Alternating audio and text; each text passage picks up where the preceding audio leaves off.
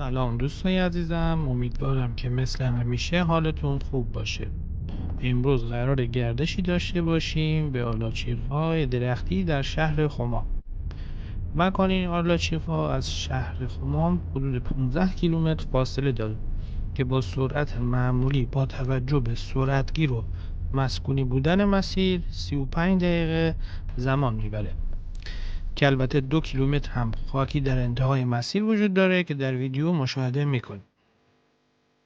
جز مسیر طولانی و خاکی، فضای زیبای این باغ در کنار شالیدارها واقعا جالب توجه هستش. ساعت کار باغ از ساعت 1 ظهر الی 1 شبه و چند نوع غذای محلی و فرنگی به همراه چای و قلیان سرو میشه. ابتدای باغ نوشته نفری 15 تومان بابت ورودی دریافت میشه که تایمی که من رفتم چیزی دریافت نشد. رفتار پرسنل بسیار خوب. بهترین زمان برای مراجعه به این باغ وقتی که گل‌های نیلوفر گل دادن، میشه از اواسط تیر تا اواسط شهریور. در تعطیلات آخر هفته ها هم بسیار شلوغه.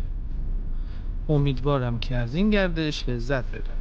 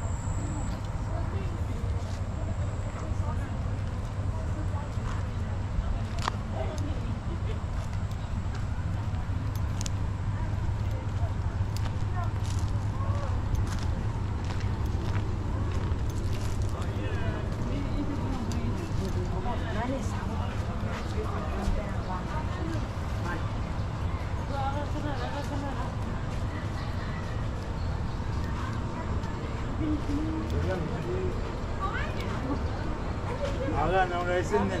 اگه نمیشه فکر کنی. نه گفت. امیر. امیر علی. رنگم بشی. لطفیش. علی رنگم بشی. لطفیش.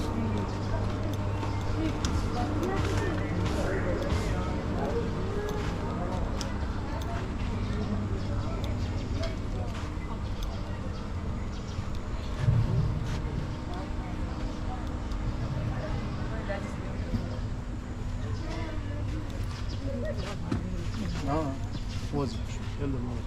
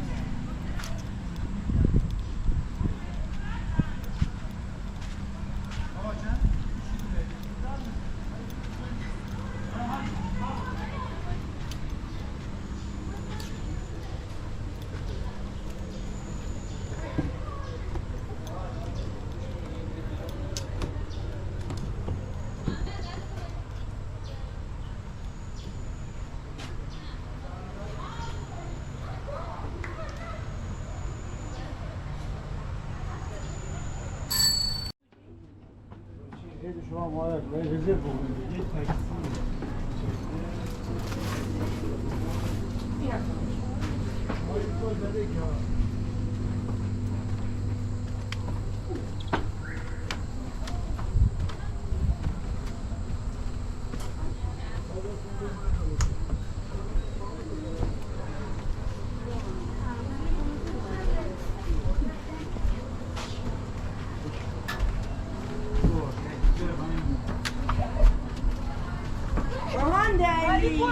انا والصين Thank you.